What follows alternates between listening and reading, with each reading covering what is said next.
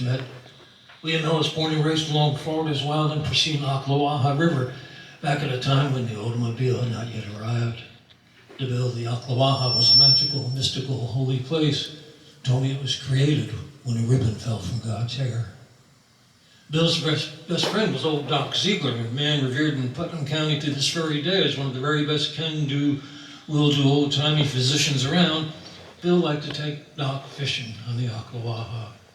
He especially liked to take Doc underneath those low-hanging branches so he could reach up with an oar, bump a branch, and get a water moccasin or two to fall out in the boat. He liked to watch Doc tiptoe around the gunnels of the boat till he could swat the snakes out with an oar. All the time he'd be laughing. He'd be going, "Oh, those are just those little copper-headed bridle water moccasins. They ain't gonna hurt you. They bite you, they're just gonna make you a little sick." William Ellis working his favorite fishing hole one morning.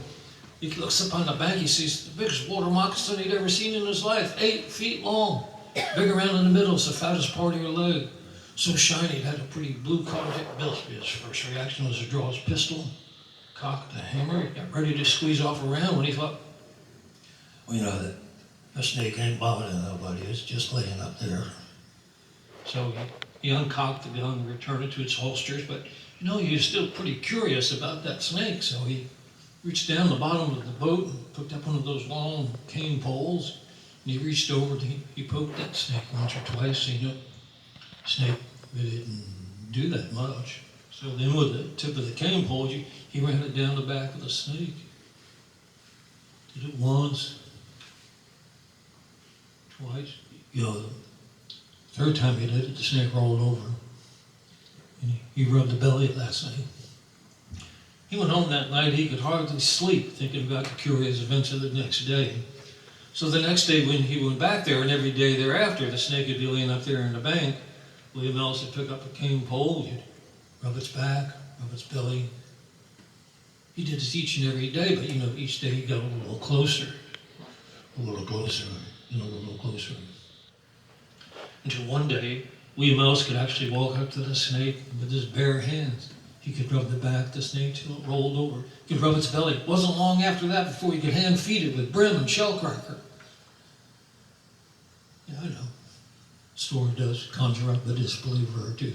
But let me set the record straight. You know, back around the last turn of the century, word was out, you could catch 25-pound bass out of the Ocklawaha. A whole bunch of those northern gentlemen came down to get in on the bass busting action.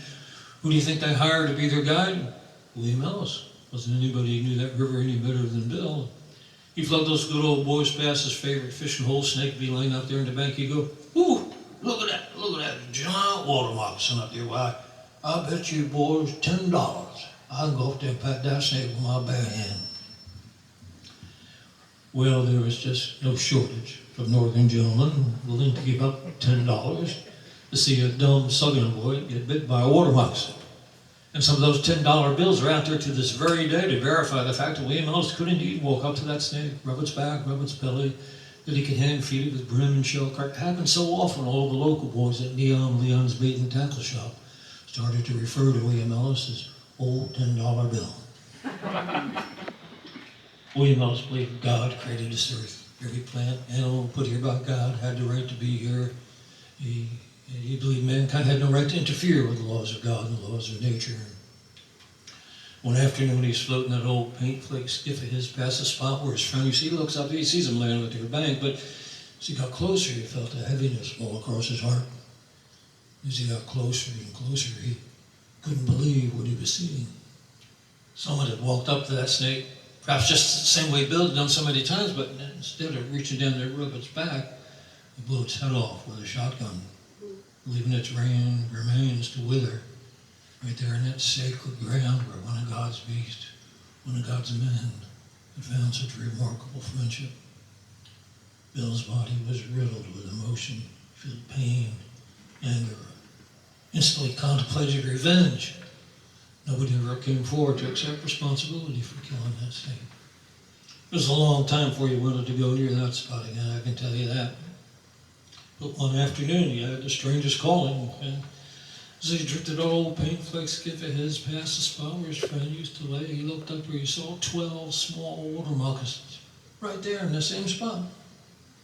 So he eased the boat over to the bank as close as he cared to get, slowly slipped the anchor into the water. The windmills reached down to the bottom of the boat, picked up one of those long cane poles. In just amazement, he's able to rub the backs of each one of those little water moccasins. Each one of those little water moccasins rolled over. William Ellis was astonished. He put the cane pole back in the bottom of the boat, started pulling the anchor, got snagged on something.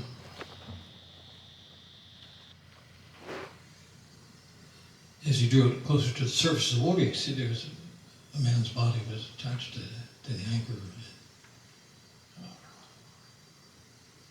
He didn't recognize who it was, but he could tell that the man's body was covered with the bites of small water moccasins. He just cut the anchor loose, fired up that old paint flake skiff of his. Great wash of evenings falling over the Ocklawaha.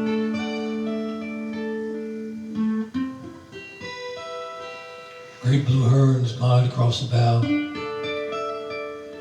William Ellis, he's headed home.